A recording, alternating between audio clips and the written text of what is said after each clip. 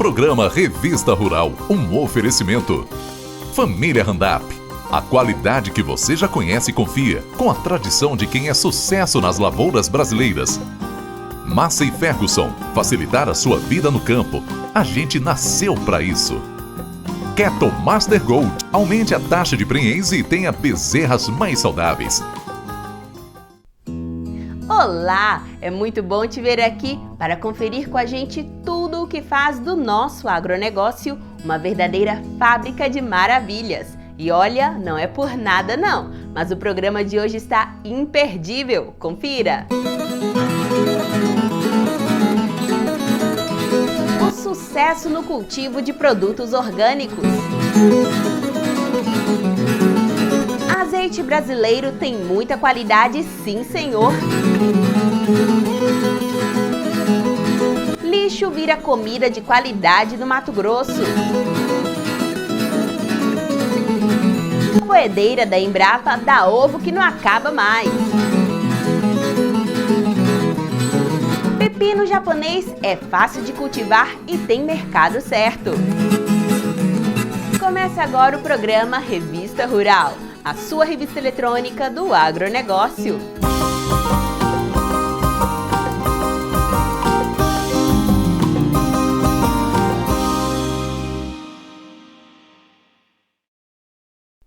Antes de chamar a primeira reportagem, eu queria te pedir uma coisa, tá?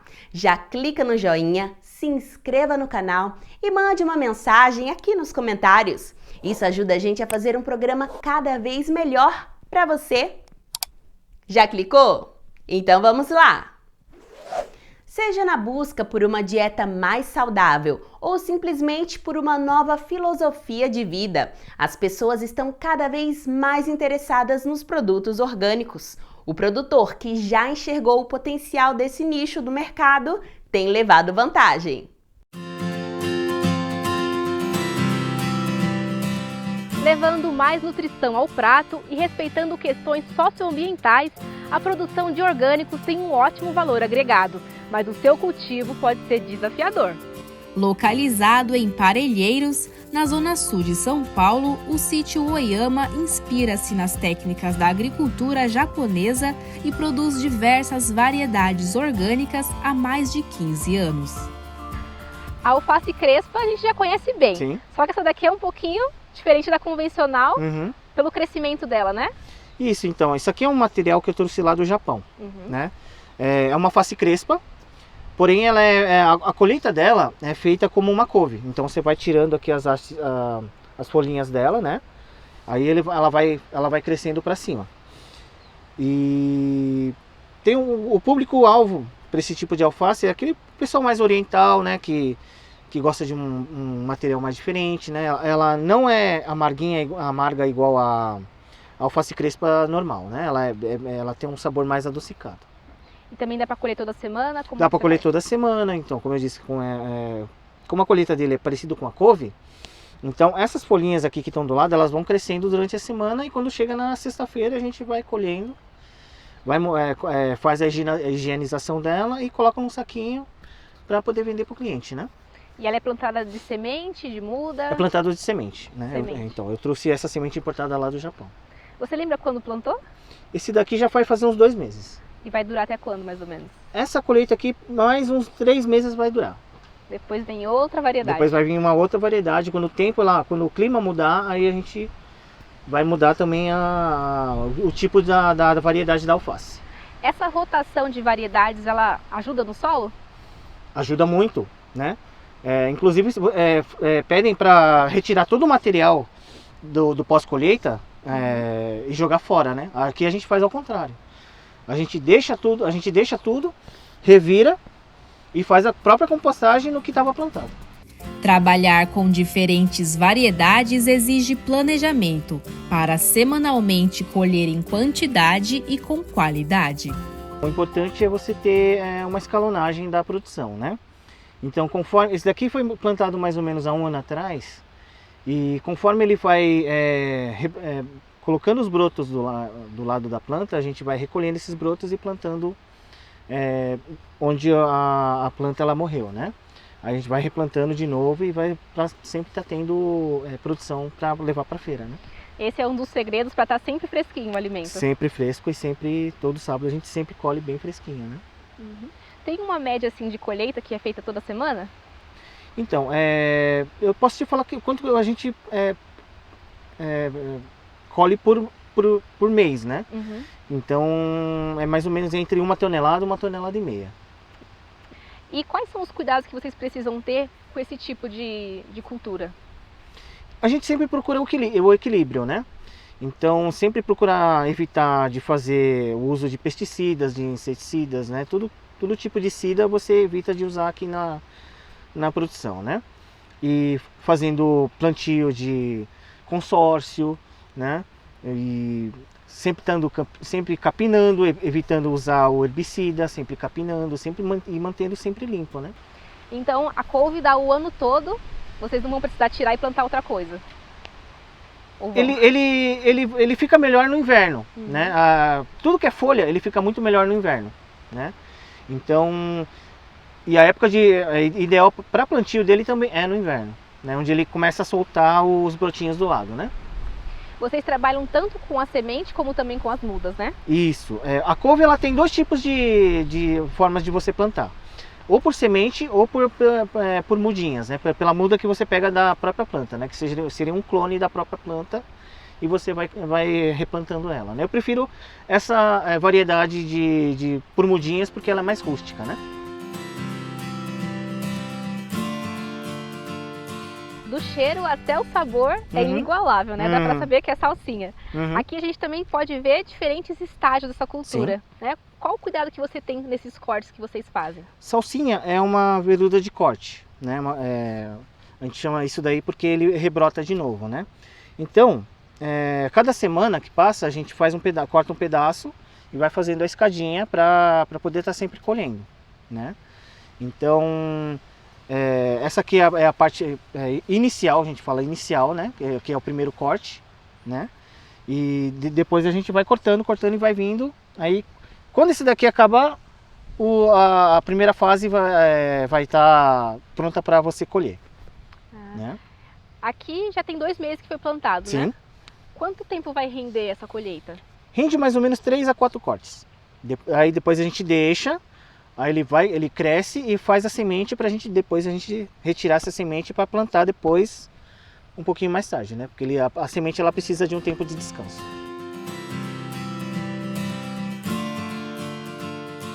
Ernesto, você estava contando pra gente que aqui a gente tem um brócolis um pouco mais diferente do convencional, né?Sim.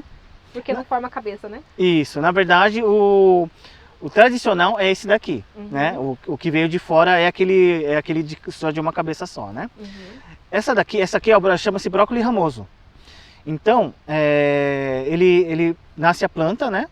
Por semente, essa semente ainda é uma semente tradicional que a gente tem aqui no sítio, que a gente está trazendo já faz algumas gerações. E ele rende muitos cortes. Então você vai colhendo essa parte aqui do haste aqui, né? E monta o massinho e vende na feira, né? Ele rende muitos cortes. E os cuidados que vocês têm que ter diariamente com ele, basicamente? Então, é irrigação, né? E capina. E compostar. Tem a parte da compostagem também, que a gente coloca um pouco de compostagem quando ele está na parte vegetativa, né? Ainda não saiu o pindãozinho, né? E para depois ele render e quando tá cortado, a gente faz dá mais uma adubada para render mais cortes ainda. E a gente consegue ver também que tem uma outra variedade aqui do lado que não é brócolis. Então, a gente sempre quando a gente vê o canteiro assim com um espaço mais aberto, a gente vai pegando algumas mudas e vai plantando, né? Isso aqui é um repolho, né, que está aqui no meio do brócolis, tem aí que é uma mostarda também que está no meio do brócolis, né? Então a gente vai sempre misturando as coisas assim para cada vez mais imitar a natureza. A gente vai imitando a natureza e vai plantando. A propriedade de 3 hectares tem a produção estimada em 1,5 tonelada por mês. E para a constância desse resultado, o replantio exige alguns cuidados. Ernesto, posso dizer que o seu cuidado aqui é tão grande que você se preocupa até mesmo em não estressar as plantas? Pois é, né? Então, a gente acaba fazendo as mudas dentro da bandejinha, né? Uhum. Então, as próprias sementes que a gente colhe aqui no sítio, a gente faz um substrato, né, para poder estar plantando essas sementes na bandejinha. E a gente replanta para a roça depois. Por que isso acontece? A gente quer evitar o estresse da planta, né, do replantio, né? Como é que era feito antigamente? Antigamente era feito um canteiro, aí as pessoas semeavam lá e retirava com uma enxada e fazia o replantio em outro lugar. Nesse sistema aqui, você acaba não fazendo com que a planta não tenha esse estresse de murchar assim, depois que você planta, né? Dele dar aquela murchada. E ele acaba ficando assim mais fresquinho, assim, e não sente o estresse depois que você replanta. Aqui agora a gente tem o que de variedades? Bom, eu tenho alface, eu tenho couve, né? 2 tipos de couve. Esse daqui é a escarola, né? Uma couve chinesa, uma couve japonesa, né? Que eu planto também, que eu trouxe uma semente do Japão. O açafrão, então, eu deixei aqui no coberto, porque quando eu fiz a colheita, quando ele está bem fresquinho, ele é meio branquinho. Uhum. Quanto mais tempo você deixa ele descansando, mais amarelinho ele vai ficando por dentro, né? Então, vai chegar uma época que ele vai soltar um pendãozinho para ser replantado, né? Então todos esses gominhos aqui, ó, são potenciais mudas, né? Fora esse central aqui, o que sai aqui do lado também vai virar mudinha, né? Saindo esse pendão, você vai plantar quanto tempo mais ou menos para poder produzir? É mais ou menos 2 a 3 meses. Aí ele vai ficar num tamanho bom para fazer a colheita, né? Não utilizar fertilizantes sintéticos e defensivos químicos são pontos cruciais na agricultura orgânica. Por isso, outras opções são adotadas. De longe a gente vê CDs brilhando. Uhum. Que estratégia é essa que você utiliza aqui? Então, esse daqui é uma estratégia que eu vi lá do Japão, onde eles utilizam CD assim velho para espantar os corvos, né, no meio da plantação. Então, conforme o CD vai girando, aí ele faz um feixe de luz, né? Aí esse feixe de luz ele acerta no olho do passarinho e ele se espanta e voa, né? Então, são uma das estratégias que a gente usa para não precisar ter que ficar usando defensivo químico, né? Ou fazendo algum tipo de armadilha. A gente acaba utilizando esse método aqui. E além disso também, por não usar defensivos agrícolas, é um pouquinho mais desafiador também trabalhar com orgânico, né? É muito desafiador, né? A gente tem que bolar estratégias, né? Para você poder tá convivendo com esses animais ao mesmo tempo não deixando que eles ataquem, né, a plantação, né? Porque os animais eles sentem fome. E quando eles não sabem o que é plantação, né? Então eles vão vir e vão comer. Além dos animais, vocês também têm que driblar um pouquinho as ervas daninhas, né? Uhum. E aí a capinação dá conta. A capinação é essencial na agricultura orgânica, né? Existem pessoas que deixam sem capinar e já tem um pessoal que já gosta de deixar um pouquinho mais limpo. Esse próprio material que você capina, ele vai servir de adubo, né? Então ele vai fazer a compostagem ali e vai acabar virando adubo para a própria planta. E esse manejo vocês fazem quantas vezes, assim, por mês, por semana? É mais ou menos de 15 em 15 dias. Além de melhorar a qualidade do solo, a compostagem promove a nutrição das plantas, garantindo maior resistência a pragas e doenças. A gente tem na mata um produto chamado serrapilheira. A serrapilheira nada mais é do que um composto, né? Então a gente faz a colheita, faz a roça desse material, faz um monte, né? E usa também o esterco de gado para poder estar fazendo, para ajudar nesse processo de decomposição do material. Aqui a gente já tem o material pronto para ser utilizado, né? Sim. E aí, no caso, o que tem nesse material? Esse material aqui, são restos de saquinhos onde a gente produzia cogumelo. Depois do ciclo que ele tem de produção, aí a gente faz a compostagem desse produto e um pouco de esterco de cavalo. Atrás de você já está um outro nível que ainda não está pronto, né? Isso. Esse daqui, esse nível aqui, a gente retirou o material do mato, fez a amontoa dela e conforme vai passando o tempo, a gente vai revirando e transformando em composto. Quanto tempo mais ou menos para poder ficar pronto? São geralmente mais ou menos 2 meses a 3 meses em média, né? A adubagem na agricultura orgânica, ela vai servir assim como base, né? Então, a planta só vai comer o que ela precisa. Então, antes de plantar, você usa um pouco desse composto, incorpora no solo e faz o plantio. Aqui você usa quantas vezes? Uma vez por semana, por mês, a aplicação? A aplicação da compostagem varia de produto para produto, né? Então, de planta por planta, quer dizer. Quando você tem uma planta que ela rebrota, a cada parte que você corta a planta para você vender, você faz uma adubagem com compostagem.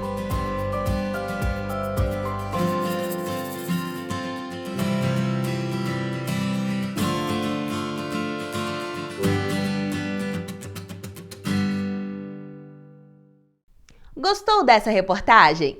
Então não deixe de fazer o seu comentário aqui abaixo. Se quiser, pode sugerir outros assuntos também. Suas ideias são muito bem-vindas e o seu comentário pode ser lido aqui no próximo programa. Mande sua mensagem, queremos ouvir você! E queremos agradecer as mensagens de carinho dos nossos espectadores: Marilena Pacheco, Lindalva Sulina, Jorge José Ferreira, Raimundo Rocha, Carlos Pena, Sérgio Kobascawa, Fábio Silva, Altair Faustino da Silva e Denis Bastos. O Luiz Carlos sugeriu uma matéria sobre o cultivo de gramas. Boa ideia, hein? Vamos correr atrás! O Carlos Oliveira gostaria de ver uma reportagem sobre a criação de avestruz. Já estávamos pensando nisso, viu, Carlos? Continue acompanhando a gente que em breve este assunto vai estar aqui. E continue mandando suas mensagens, é muito importante pra gente.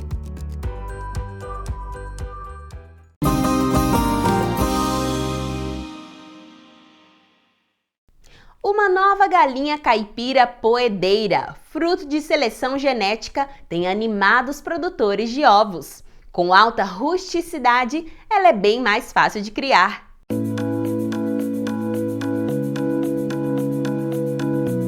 Você já ouviu falar na galinha poedeira Embrapa 051? Elas vêm conquistando cada vez mais criadores. São galinhas híbridas resultantes do cruzamento entre raças Rhode Island Red e Plymouth Rock. Elas são especializadas na produção de ovos de mesa, de casca marrom e, por serem mais rústicas, também podem ser criadas soltas com bons resultados. A poedeira Embrapa 051 é uma galinha que foi desenvolvida para atender produtores interessados na produção alternativa de ovos para um mercado específico. Pode ser ovos caipira, ovos coloniais, ovos orgânicos.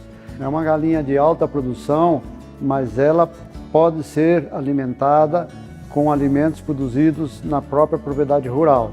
Então, ela precisa de ração balanceada, mas os ingredientes podem ser produzidos na propriedade.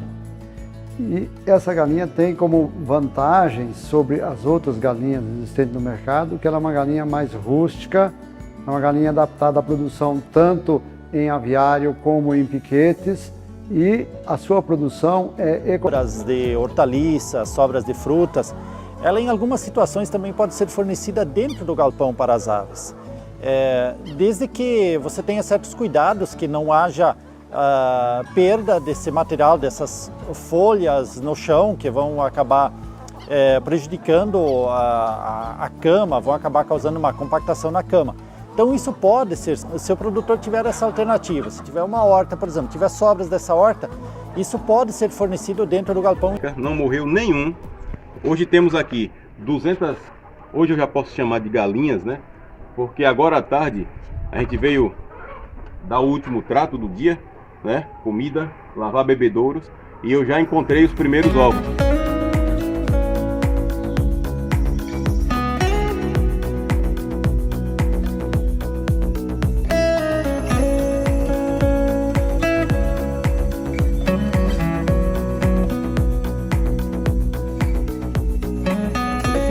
bagunçado, ó, porque elas já andaram aqui por dentro, tá vendo? E vieram pôr aqui, ó. Aqui tem um ovinho, ó. Esse ovinho você vê que bem pequeno. Típico o primeiro ovo da galinha. Eu vou deixar aqui no mesmo lugar que estava. Aqui elas andaram dentro de todos esses também, ó. Você pode ver que esse aqui, a maravilha, tá bem desarrumada. E ali embaixo, mais 2 ovinhos também, ó. Esse aqui eu vou pegar e vou colocar pra cima, pra gente estar induzindo. Os primeiros ovos da Embrapa, eles sempre vêm assim, ó. Eles vêm bem vermelhos, né? Mas porque são os primeiros, eles vão clareando com o tempo.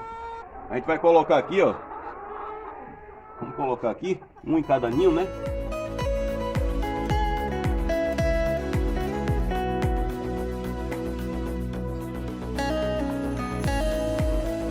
Primeiro ovo. Os outros ninhos estão bagunçados também. Isso é sinal que elas estão aceitando bem o ninho.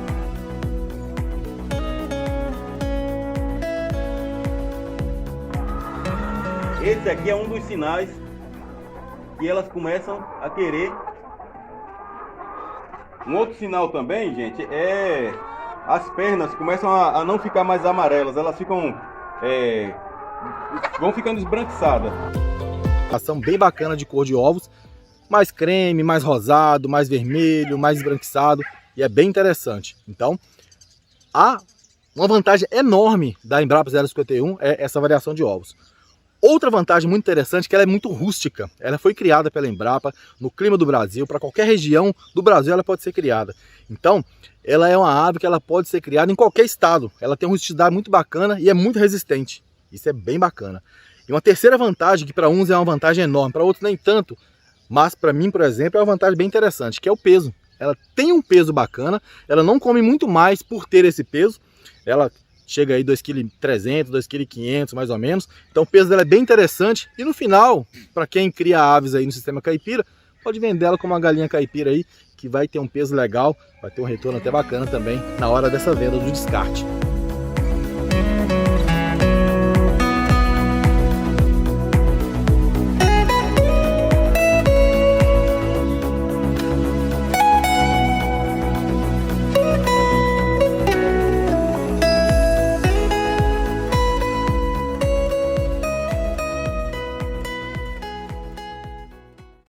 E os interessados em adquirir a poedeira Embrapa 51 podem acessar esse endereço que está aqui na tela. Então não perca tempo e anote aí!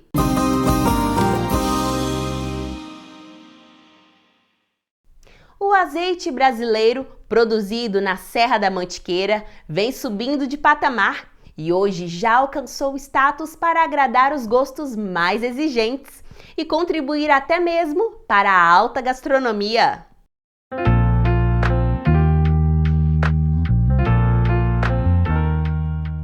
Conectando Minas, São Paulo e Rio de Janeiro, a Serra da Mantiqueira se tornou referência na olivicultura. Esse trabalho é recente, começou por volta de 2007, quando chegaram as primeiras mudas, vindas da cidade de Maria da Fé, no estado mineiro. A produção da oliveira nas montanhas é um desafio constante, porque a oliveira é natural do Mediterrâneo, que é um clima desértico. E a gente está adaptando ela ainda ao nosso clima, com muita chuva, é clima de montanha, o frio é suficiente, precisa do frio, a oliveira ela precisa de um estresse, que seja hídrico ou do frio, para ela produzir.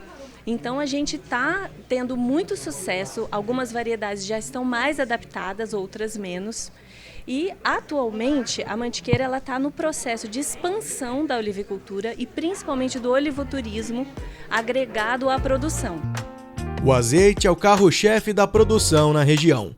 Com o alto índice de chuva, o controle de pragas e fungos é fundamental para o sucesso do trabalho.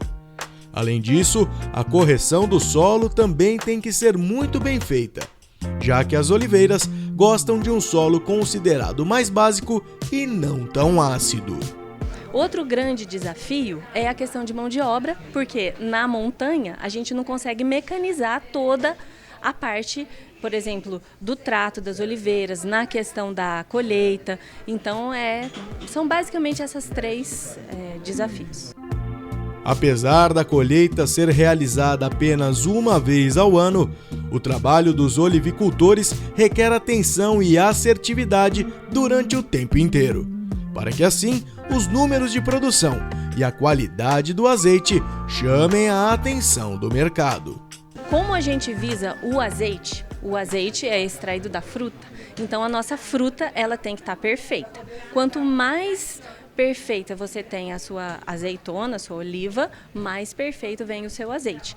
Então é o todo, assim, é o ano inteiro cuidando para você ter um resultado de um azeite perfeito no final, na colheita. A gente tem atualmente no Sudeste, que envolve os 4 estados, Minas Gerais, Espírito Santo, Rio de Janeiro e São Paulo, são cerca de 200 produtores com 1.200.000 plantas de oliveira. Né? Cerca de 2.500 a 3.000 hectares plantados em 80 municípios. Atualmente tem 28 máquinas extratoras, são cerca de 400 empregos diretos e 2.000 empregos indiretos, que a olivicultura até agora destina, e cerca de 310 mil litros de azeites produzidos nos últimos 4 anos. É um crescimento estimado de 15% anual na olivicultura. Entre 80 marcas já comerciais e dessas 80 marcas, 14 marcas registradas que trabalham com o olivoturismo. Apesar da alta qualidade e características finas no trato e produto final, a produção no Brasil ainda é pequena frente ao consumo registrado. Para você ter uma ideia, o Brasil é o 2º maior consumidor de azeite mundial. E a gente produz no Brasil menos de 1% dessa produção. Então é muito grande o mercado ainda a ser conquistado pela nossa produção. O grande desafio também é conseguir divulgar o que é um azeite de verdade, um azeite extra virgem, um azeite bem feito com a qualidade que a gente tem. Porque é muito difícil você concorrer com azeites de grandes produtores, grandes envasadores. Então a gente está começando, é um mercado emergente e um mercado focado na qualidade do produto. Olha pessoal, para nós que somos consumidores, é importante saber escolher o azeite de melhor qualidade ou aquele que vai ornar melhor com aquele prato que a gente vai comer. Eu estou aqui com a Amanda, ela é engenheira de alimentos. E Amanda, é realmente por aí, né? É preciso identificar um bom azeite. E como que se faz isso? Exatamente. Um bom azeite, o melhor azeite é o azeite fresco, em qualquer situação. Então nós temos a oportunidade hoje aqui no Brasil de acessarmos, de consumirmos azeites produzidos na própria safra desse ano.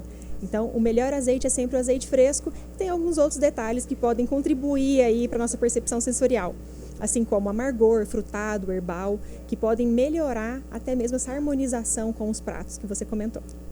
E para o nosso gosto, né? Cada pessoa tem um gosto diferente. Como que a pessoa pode começar essa identificação daquilo que é mais agradável para ela? É muito legal isso que nós temos hoje aqui no Brasil, essa oportunidade que a gente tem, porque até pouco tempo atrás a gente não conhecia azeites por variedades, por exemplo.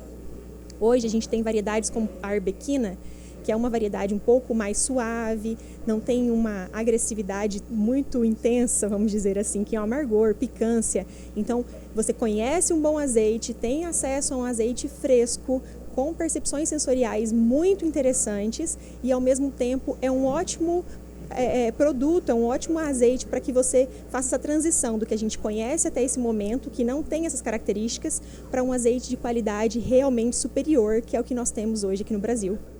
Nós vamos aproveitar a presença da Amanda e também que nós temos algumas variedades aqui na mesa, bem à nossa frente, para a Amanda explicar para a gente as características, as diferenciações entre esses tipos, para o pessoal de casa também entender e começar a escolher melhor o azeite. Ah, joia. Então a primeira regra é sempre o mais fresco. Olhe a data de safra, não a data que ele foi envasado apenas, tá? Então olhem a data de safra. Isso é uma informação que a gente tem no rótulo.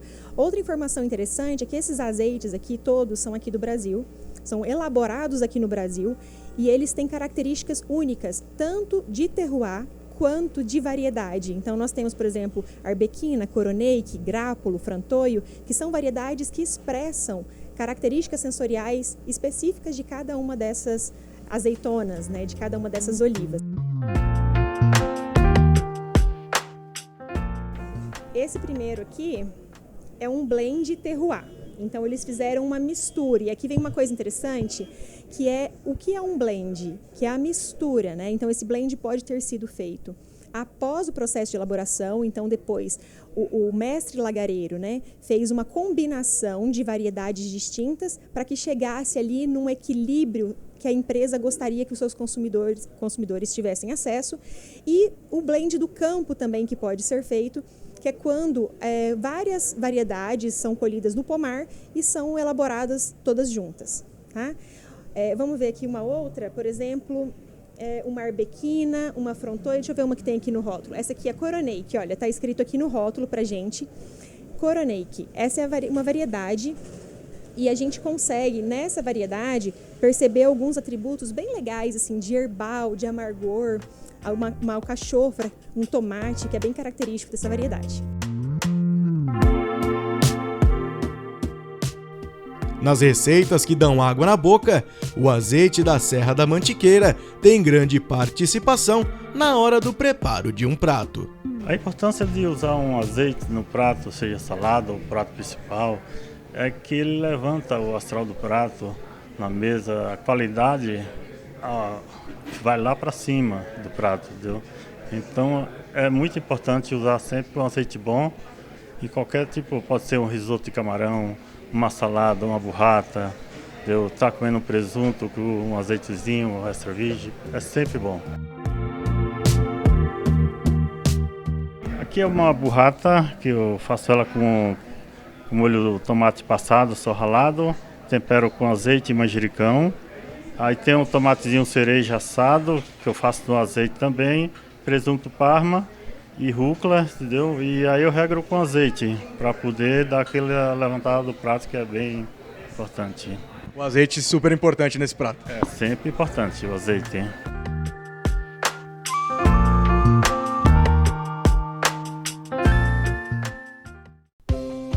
Você que está assistindo nosso programa através do YouTube, queria te pedir uma coisa. Clique no joinha, se inscreva no canal e deixe aqui uma mensagem nos comentários. Isso nos ajuda muito a produzir um programa cada vez melhor e mais interessante, especialmente para você.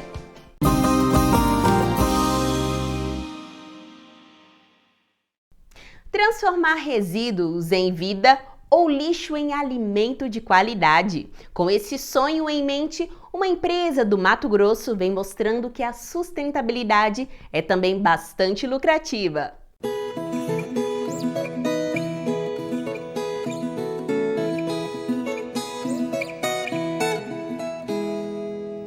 Uma empresa genuinamente mato-grossense. É como gosta de se definir a agricultura bioativa. Sediada em Cuiabá, ela veio para revolucionar o tratamento de resíduos. Nós recebemos todo tipo de resíduo orgânico aqui, desde resíduo de pescado, resíduo de frigorífico e bovino, lodo de ET urbana. A gente tem um pátio específico para isso, né, para recebimento de lodo ou biossólido, melhor dizendo, tá, que é numa área específica nossa aqui. Ou seja, toda e qualquer demanda que a indústria, que o agronegócio está ligado, e tem de resíduo orgânico, a gente transforma aqui na propriedade, aqui na empresa. Isso aqui, por exemplo, é biochar feito com coco, com casca de coco verde. Ele vai ter uma alta porosidade, tá certo? E você vai ter residência para micro-organismos aqui dentro, onde eles vão se alojar no solo. Isso aqui tem carga elétrica negativa. Então ele, por exemplo, ele melhora a capacidade de ambiência de aviários, melhora a capacidade de ambiência de suinocultura, diminui o odor. Por quê? Porque ele retém amônia. Amônia NH4+, aqui você tem a retenção de amônia. Melhora a ambiência, melhora a fertilidade, melhora a retenção de água, melhora a retenção de micro-organismos, melhora a capacidade do adubo final produzido. Isso aqui é uma das soluções para um problema. O coco verde é um problema hoje. Porque um coco verde, um coco pesa mais de 1 quilo. Investindo em ciência e usando a criatividade, eles agregam valor em cima de resíduos que iriam parar no meio ambiente. A receita principal nossa até hoje foi através do recebimento de material, que é, na verdade, essa transformação. Porque A indústria teria que jogar esse material num aterro sanitário, então ela pagaria por esse serviço ambiental e ela nos remunera por esse serviço ambiental quando a gente faz essa transformação aqui. Então o problema é que a gente tem que ser consciente do negócio de cada um. Então a indústria ela tem a consciência sobre o principal negócio que ela, no caso do bovino é a carne, no peixe é a carne de peixe propriamente dito, mas e o que ele está fazendo, o que ele está deixando no meio ambiente? Ele tem que ser responsável por isso. E nós damos essa solução de uma forma ambientalmente correta, tá? Mas com uma preocupação em ciclo fechado, desse material também voltar a gerar alimento, porque nós teremos um aumento de demanda, porque a população está aumentando, né? Nós temos possibilidades de aumento na população mundial e vai ser sempre demandante por alimento. Nós já somos no Brasil um grande player em termos de produção de alimento. Agora, quando a gente faz de forma consciente, em ciclo fechado, essa transformação, nós podemos sim produzir alimento de forma saudável, com qualidade e com respeito ao meio ambiente e impactando positivamente a vida das pessoas. A Bioativa não trabalha só com maquinário e pessoal habilitado. Eles têm também a natureza como forte aliada, se inspirando em seus processos para produzir uma cadeia limpa e eficiente. O material quando chega, ele vai ser primeiro, a nossa preocupação é reter o máximo possível de líquido naquele momento. Então a gente utiliza diversos materiais para absorver essa umidade e não gerar churume. Porque a gente entende que o churume é nutrição e a gente precisa captar o máximo possível de nutriente desse material. A segunda etapa nossa é a mistura. E aí a gente coloca uma boa quantidade, eu diria que até 30%, 40% de composto pronto no produto que acabou de chegar. Para quê? Para que esse produto seja inoculado com esses micro-organismos e comece a proliferar e desenvolver dentro daquele material e assim, consequentemente, a gente acelerar o nosso processo. Se você percebeu aqui no pátio, a gente não tem praga, a gente não tem urubu, a gente não tem mau cheiro, a gente tem um odor que é o odor de terra de mato com o produto final. Isso tudo é feito por quem? Pela natureza. Nosso grande inspirador é a natureza. O crescimento da Bioativa atesta o argumento de que ser ambientalmente responsável pode ser lucrativo. A gente começou pequeno, processando 100 quilos de material. E a gente foi desenvolvendo essas técnicas e hoje a gente tem capacidade de receber 570 toneladas por dia. Nós estamos licenciados ambientalmente para receber essa quantidade, estamos totalmente equipados com equipamentos já robustos para esse fim, certo? Hoje a gente recebe aproximadamente 100 toneladas dia. Tá? Mas o pátio tem essa dimensão porque quando você tem uma emergência e a indústria precisa, a gente tem capacidade de atender. Então hoje a nossa principal receita até o presente momento é na transformação da matéria orgânica, ou seja, eu estou cobrando pelo serviço de transformação, porque o cliente ele me transfere o problema do resíduo e eu trabalho esse resíduo com consciência e com competência para que ele gere um produto final de alto valor agregado para a sociedade, de uma maneira geral, né? Então, nós acabamos de ser licenciados agora pelo Ministério da Agricultura e agora que a gente vai começar o processo de comercialização dos nossos produtos. Então, até hoje, todo investimento foi feito com recurso próprio e tudo que a gente ganhou aqui, a gente reinvestiu aqui. Porque, acima de tudo, a gente acredita nesse propósito de transformação.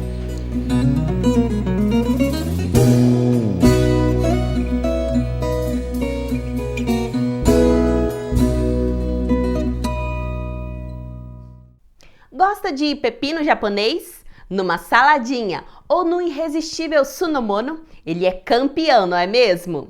E em cultivo protegido, a cultura fica ainda mais produtiva. Confira a reportagem.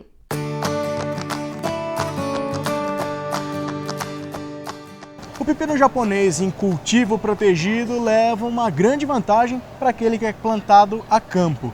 Rafael, o que essa questão da estufa traz de positivo para essa plantação que nós estamos vendo aqui? Bruno, a principal característica, né, o principal benefício que traz a estufa é realmente você não ter interferência climática, principalmente de chuva, né? Então, quando você tem um pepino japonês a campo, você pode sofrer por períodos de chuva que vai fazer com que a planta se adoeça mais rápido.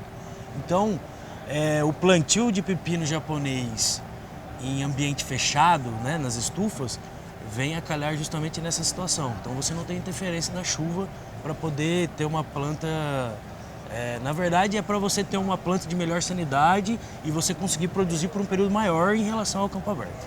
Agora, se você puder puxar um para a gente ver, eu queria que você apresentasse as características desse pepino japonês, que você estava me contando ali em off, que é bem comum no Brasil, né? Isso. Hoje o consumo de pepino japonês é bem comum, né? Então, assim, falando-se em características de fruto, é isso aqui que você está vendo, né? Os nossos híbridos, né? Aqui do lado esquerdo você tem o Murayama, do lado direito você tem o Chikara. São ambos da linha da Agristar. Chikara, linha Super Seed, e Murayama, linha Top Seed. Em ambos os produtos você tem que ter o quê? Você tem que ter um alto pegamento de fruto e principalmente uma qualidade de fruto. E como você tem uma qualidade de fruto no pepino, ele tem que ser reto, ele tem que ter esse padrão, né? É um pepino de pequeno diâmetro, o diâmetro dele então gira aí em torno de 5 centímetros de diâmetro e alongado. Todo pepino japonês, a planta, ela é partenocárpica. O que traz isso para o produtor? Ela tem os dois sexos na mesma flor. Se você pegar outros pepinos, caipira, aldai, esses pepinos vão depender de polinização por inseto. O pepino japonês é diferente, ele não precisa de polinizador. Então, muitos produtores mandam pergunta para a gente desse tipo de situação. Eu tenho que chacoalhar o pé para poder polinizar? Ou eu tenho que fazer polinização? Não, o pepino japonês, a flor ela é hermafrodita, tem os dois sexos, então você não precisa fazer nenhum tipo de polinização. Ela mesmo se poliniza sozinha. Rafael, qual que é a melhor maneira que o produtor pode manter a saúde desse pepino, né, da planta como um todo? A gente vê aqui até a questão da irrigação, né, o penduramento também. Qual que é a melhor maneira de manter isso dentro desse clima de estufa? A melhor maneira não se diferencia muito do campo, né? Lembra-se que a gente tem a estufa justamente para quê? Para que ele tenha um ambiente mais favorável para ele produzir. Só que o manejo é igual. Você vai ter que fazer uma adubação, você vai ter que fazer aplicações de fungicida, aplicações de inseticida para você combater, no caso do inseticida, a praga e no caso do fungicida, combater doenças foliares. Um fungo que ataca, por exemplo, o pepino no geral é muito atacado por míldio, que é um fungo que ataca bastante o pepino. Então ele tem que manter as mesmas condições de lá do campo aberto para cá, para a estufa é igual. Uma das variedades mais queridas pelo consumidor brasileiro, o pepino japonês tem preferência pelo calor. Por isso que é importante que o produtor fique de olho a estas condições. Antigamente a gente tinha muito consumo de caipira, pepino caipira, né? Aquele pepino um pouco mais largo, um pouco menor, bastante semente dentro. Hoje o mercado crescente é o pepino japonês, porque você não tem tanta semente dentro, você tem um padrão de fruta um pouco melhor, uma pós-colheita melhor, então ele aguenta mais na prateleira do supermercado e é muito mais atrativo para dona de casa. A questão do tempo de produção para o cultivo protegido em relação ao campo, isso muda alguma coisa? Muda muito, muda muito. Em média, você vai conseguir produzir fora da estufa aproximadamente aí, a partir da primeira colheita que você faz, em média de 30 a 40 dias. Já dentro da estufa, se você fizer um bom manejo, adubação, controle de inseto, controle de fungo, você consegue produzir, colher, né, por um período muito mais longo, 60 dias, 70 dias. Então, isso também é um ponto positivo do cultivo protegido. O ano inteiro? Cucurbitácea, no geral, não gosta muito de frio, né? Pode se produzir? Pode sim, só que o desenvolvimento da planta vai ser um pouco mais lento, mas dá para se produzir o ano inteiro. A altura aqui dentro da estufa, né? A gente olha aqui que elas estão praticamente todas no mesmo padrão de altura. Tem um limite indicado ou isso? Não tem um limite. Tem produtores que capam ele, né? Então ele não vai conseguir mais desenvolver e vai preconizar a questão do fruto. Tem produtores que não capa e aí vai colhendo conforme ele vai, como é uma planta indeterminada, o crescimento, não para de crescer, então conforme vai crescendo ele vai colhendo. Só que lógico, isso que vai influenciar muito é o manejo dele. Agora, Rafael, o que vocês, né, que são especialistas, técnicos no assunto, preveem de futuro para essa cultivar, para essa cultura do pepino japonês em estufa. Qual que é o desenvolvimento disso de hoje para frente? Eu acho assim, hoje, que nem você pode ver aqui, Bruno, que a gente produz em vaso. É uma coisa que está sendo difundida, está ganhando corpo agora, porque a maioria planta ainda no solo. Então, a questão do plantio em vaso, questão da fertirrigação, são coisas necessárias hoje e futuramente também.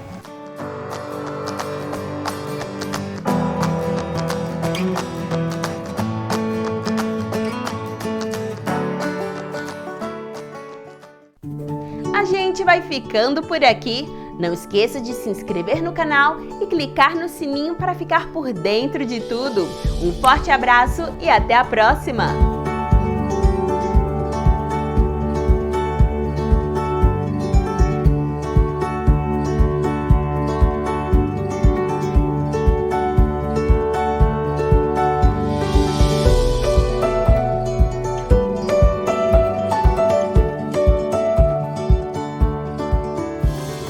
Programa Revista Rural, um oferecimento. Jacto, raízes fortes para novos caminhos. Tortuga, uma marca DSM Firmenich. E Fox, a marca vencedora do Top of Mind Rural 2023 no combate às principais doenças da soja.